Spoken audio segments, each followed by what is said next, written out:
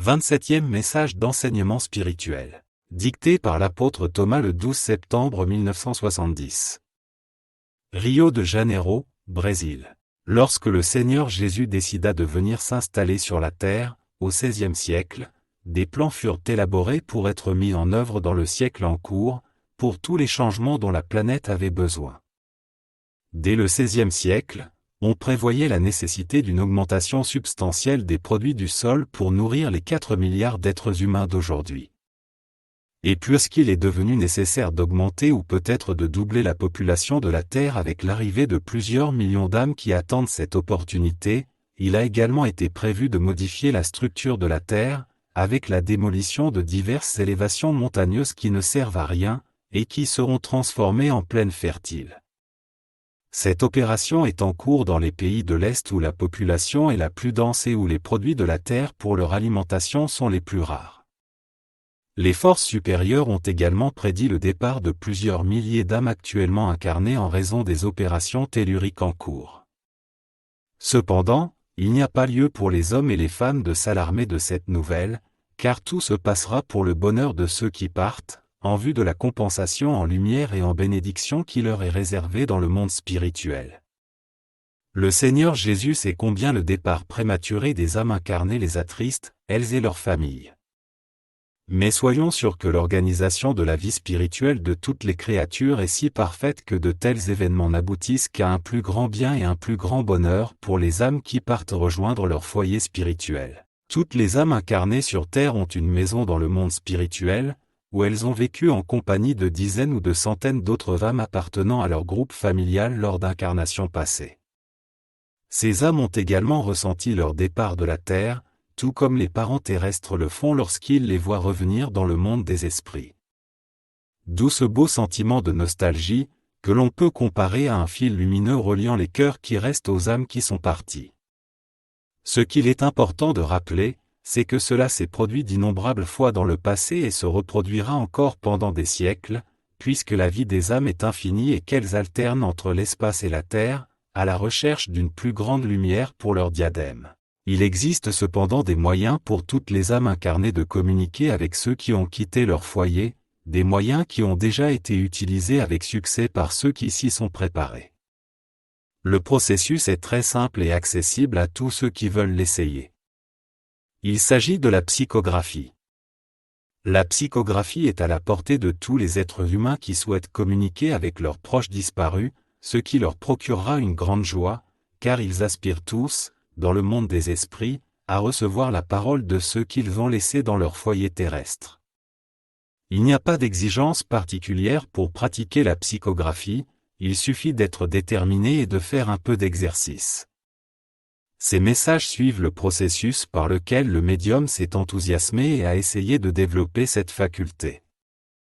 Au début, il reçut de petites dictées de noms qui semblaient être des amis d'incarnation passée, ce qui lui donna le goût de continuer l'exercice, développant sa faculté psychographique à tel point que le Seigneur Jésus décida de l'utiliser pour envoyer diverses œuvres sur la terre par l'intermédiaire de ses émissaires. Finalement, ce fut le moyen choisi par le Seigneur pour jeter les bases de son nouvel ordre sur terre, matérialisé dans cette série de messages que le Seigneur adresse aux âmes incarnées dans toutes les régions de la terre. Le Seigneur Jésus s'estime très heureux de ce fait, puisqu'il adresse au monde terrestre sa propre parole, apportée par l'un de ses serviteurs dévoués et dictée ici à cet instrument médiumnique.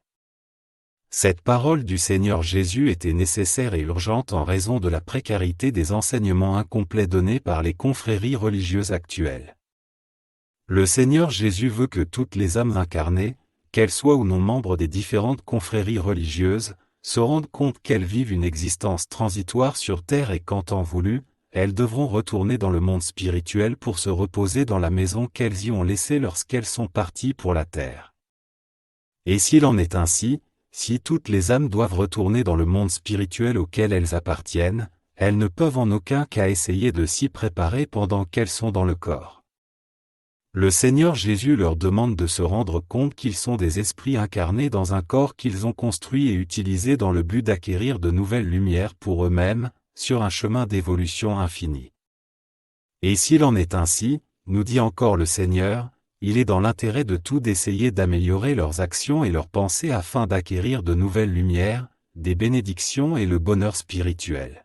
C'est ce que les différentes confréries religieuses devraient proclamer sur toute la terre, en éclairant dûment leurs adeptes, au lieu d'essayer de les effrayer avec la fantaisie du purgatoire et de l'enfer. Non, chères âmes, ces temps sont révolus et les âmes doivent se tourner vers l'avenir radieux de leur amélioration spirituelle, seul but de leur venue sur terre. Que toutes les âmes incarnées dans l'un des points cardinaux de la terre s'en tiennent à cette vérité authentique, une vérité que personne ne pourra jamais détruire. Une question opportune que tout lecteur pourrait poser au Seigneur Jésus est de savoir pourquoi il n'est venu que maintenant pour éclairer les âmes incarnées sur la non-existence du purgatoire et de l'enfer en tant que punition pour les âmes fautives. Le Seigneur Jésus déclare que la question serait tout à fait appropriée et y répond en expliquant que ce n'est que maintenant que le Seigneur a les moyens d'apporter sa parole sur terre sous forme de lettres et de documents. Au cours des 2 millénaires qui se sont écoulés, le Seigneur Jésus ne disposait pas des instruments appropriés pour diffuser les conseils et les enseignements qui étaient si nécessaires dans le monde terrestre.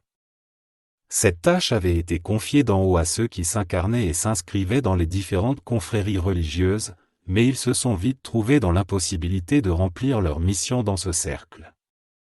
Il fallut alors envoyer sur terre, parmi d'autres défaillants, cet instrument médiumnique, dont la vie fut amoureusement préservée afin qu'elle atteigne la fin du siècle. Ce n'est qu'alors que le Seigneur a pu ordonner la diffusion des conseils contenus dans les ouvrages de la Grande Croisade des Lumières, et maintenant de la propre parole du Seigneur à travers ses messages. Puisse cette parole réussir à être lue et comprise par toute la surface de la terre, car il s'agit d'une parole vraie, incontestable par quiconque, quel que soit son rang dans la hiérarchie des organisations terrestres. Si quelqu'un apparaît sur le terrain pour tenter de contredire cette parole du Seigneur, examinez attentivement ses arguments car ils ne seront certainement pas pour votre bien, pour votre progrès spirituel, car ils sont contraires à la parole du Seigneur Jésus. En effet, cette personne pourrait être motivée uniquement par des intérêts sectaires et non par l'illumination spirituelle. Le Seigneur Jésus veut attirer l'attention des lecteurs de ces messages sur ce fait, en leur disant que ces contradicteurs ne pourront pas contester la vérité de ces enseignements lorsqu'ils précisent que toutes les âmes incarnées sont des esprits venus du monde spirituel pour se construire un corps de chair à partir du ventre de leur mère, puis le nourrir et l'utiliser tant qu'ils restent sur la terre. Et puisqu'ils sont des esprits incarnés sur terre, ils doivent être reliés par la prière et la méditation quotidienne à la divinité, de laquelle ils reçoivent la protection et l'aide dont ils peuvent avoir besoin à tout moment. Tels sont les enseignements que toutes les âmes incarnées doivent recevoir avec engagement pour se spiritualiser et devenir ainsi convaincus de leur survie après la mort du corps, ce qui est encore contesté aujourd'hui par certaines sectes religieuses. Il est curieux, mais triste, d'entendre que les âmes sont créées au moment de la naissance sur terre, et qu'après leur étape terrestre, elles se rendent dans certains lieux pour attendre le jour du jugement. Mais de quel jour peut-il s'agir, chères âmes, si toutes les âmes qui retournent dans le monde des esprits présentent à leurs ayants droit les actes et les actions dont elles sont à l'origine sur la terre? N'est-ce pas là un jour de jugement? Puisque cet acte est un jugement des âmes par rapport à leur dernier séjour sur terre, il est clair qu'il n'y aura jamais d'autre jour de jugement pour elles. Ces nombreux enseignements erronés ont contribué au retard spirituel dans lequel se trouve encore une grande partie de l'humanité terrestre.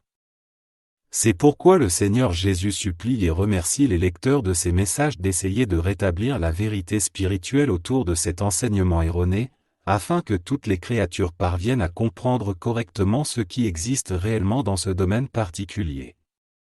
Le Seigneur Jésus rend cependant justice à la sincérité avec laquelle beaucoup d'hommes ont prêché à tort et à travers sur la vie spirituelle, compte tenu de l'absence, jusqu'à une date récente, des moyens qui existent aujourd'hui sur la terre pour que les hommes reçoivent du plan spirituel des enseignements authentiques sur les lois spirituelles. Une fois que l'on y est parvenu grâce à la psychographie, il n'y a plus de raison de persévérer dans l'erreur, qui deviendrait intentionnelle. Il est donc temps que les différentes religions révisent leurs canons et leurs enseignements, en essayant de les ajuster à la vérité spirituelle, la seule qui puisse aider les âmes incarnées à gravir plus rapidement les marches qui leur restent à parcourir pour achever leur apprentissage terrestre. Le Seigneur Jésus lance un appel en ce sens aux plus grands chefs des religions terrestres, les invitant à le rencontrer dans le monde spirituel chaque fois qu'ils désirent une nouvelle clarification à cet effet.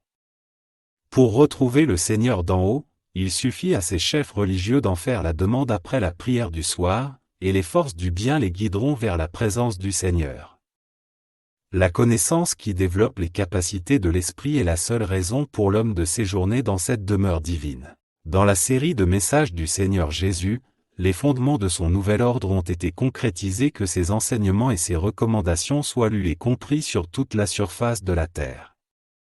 Certains des vérités divines, c'est à nous d'avoir la sublime mission de les diffuser.